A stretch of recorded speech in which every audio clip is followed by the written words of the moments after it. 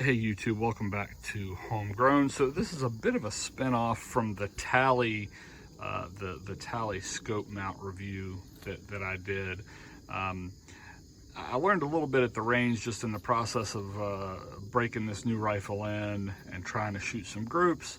So I thought I'd just do a separate video and talk a little bit about that. Look, heads up straight out of the gate, I'm not a gunsmith. I'm not some remarkable marksman. Dude that likes guns, likes to hunt, likes to shoot, and I just learned a little bit in breaking this new rifle in, so I thought maybe you all could learn a little bit with me.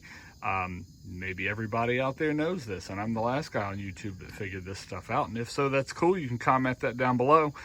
As I mentioned, I was originally doing a review on these Tally mounts and rings, and I just finished up a second or third range day out there. So you can find that review. Tally rings, in my experience, are great and super customer service out of that company.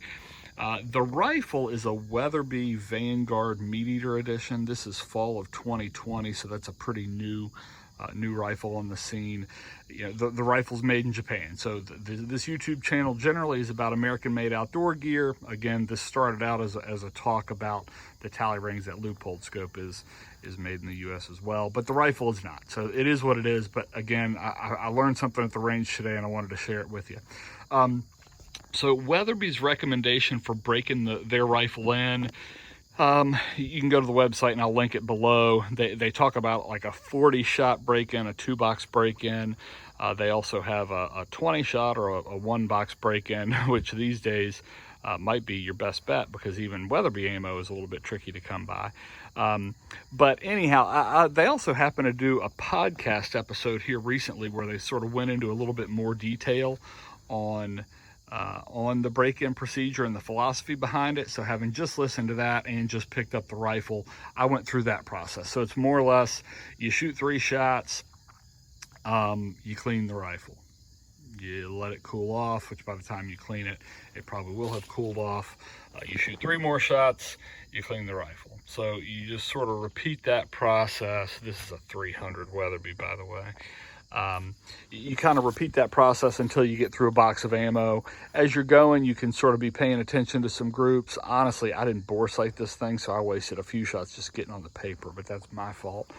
So anyhow, at the end of 20 shots, I started shooting for groups. So you clean the rifle, shoot a single fouling shot, so just to foul the barrel, and then shoot your 3-shot group behind that. And then you clean the rifle again, and I had 3 different types of ammo that I was trying out. So I would clean the rifle, again, shoot a fouling shot, shoot my 3-shot group off of that. Clean the rifle, shoot a fouling shot, shoot my 3-shot group. So I was at the range yesterday, and I was going through that process, and I was not super excited with the groups that I was coming up with. Let's see if I can find that target from yesterday. I don't see it here. You know, the groups were landing. They were all over 2 inches, 3-shot groups. You know, and these Weatherby Vanguards, and I think the Mark 5s now as well, have a 1 MOA guarantee, and I wasn't concerned about that. I knew the rifle was going to shoot, but just in shooting yesterday, shooting 180 grain Accubonds, 180 grain TTSXs, those are both Weatherby Select Plus ammo. All this is factory stuff at this point. And then 200 grain ELD-X Hornady loaded ammo. So again, 2 to like 2 1/4 or so at 100 yards, which, you know, it's not the end of the world, but I wasn't thrilled about. But what I was doing, I was shooting those 4 shots right in a row. And the fluted barrel does help with heat dissipation. I was actually pretty impressed with how quickly the barrel would cool off. But that being said, I was shooting 4-shot groups pretty much right together. So the barrel was pretty warm by the time I was at the end of the group. So today I decided I was going to go out there and shoot cold barrel for the duration. So I took a bunch of other stuff out there. I had an AR. I've got a 257 Weatherby that I was trying a new load in. Had my 308 out there, just sort of getting everything situated as we head into hunting season here. So my process today is I would start off with a clean rifle, shoot a fouling shot, set the gun aside. That was probably a little bit of a stretch. I mean, just after the one shot, it was effectively still cold, but just for consistency's sake, shoot the fouling shot, set the gun aside, and I would do something else for a little bit. So shoot one of the other guns, whatever it was. Once it cooled off completely, I would pick it back up and then shoot my 3-shot group, but again, spacing every shot out. So I would shoot a shot, set the gun aside, let it completely cool off, pick it back up, shoot my 2nd shot, set it aside, cool off, shoot my 3rd shot. So that was my 3-shot group.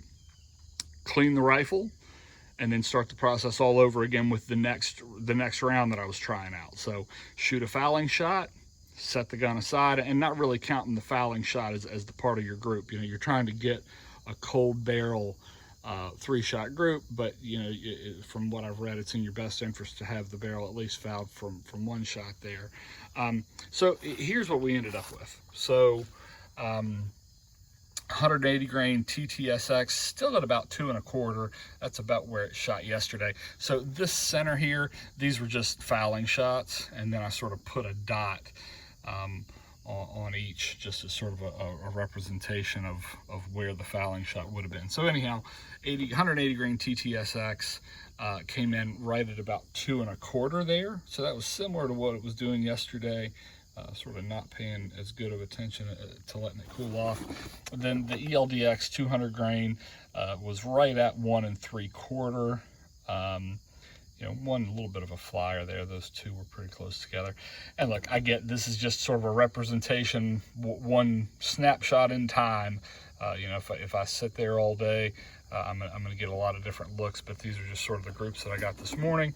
And then that ended up being the 180 grain Accubond 3-shot 100-yard group at 0.48 from center to center. So that's obviously a pretty good looking group in my eyes. Again, this is set up as a hunting rifle. I'm not a bench rest guy, so getting it down around a 1/2 inch 100-yard group, I was certainly happy with that. But you know, the Accubond group yesterday, when I was just shooting 4 shots in a row, was out there at, like I said, 2 inches or so. And that could have something to do, you know, this rifle's right out of the box. So some of you who are experts can certainly comment your thoughts on that, if that's potentially a bit of a betting issue or what the deal is. But so far as setting a gun up to hunt, you know, that first shot out of a cold barrel is really the one that's most likely going to count for you. So that's what I was trying to replicate today. So just something that I learned. I was a little bit surprised again yesterday at the groups that I was getting, shooting 4 shots at a time, even though the barrel wasn't getting super hot. Got a significantly different result out of it today, letting the rifle cool down between shots. So hopefully that was somewhat helpful. I know it's a little bit off topic from the typical product review stuff, but hopefully that was helpful. If you are interested in American-made outdoor gear reviews, please subscribe for that, and a little bit of homesteading and maybe a little bit of gun shooting mixed in as well. Have a great day. Thanks.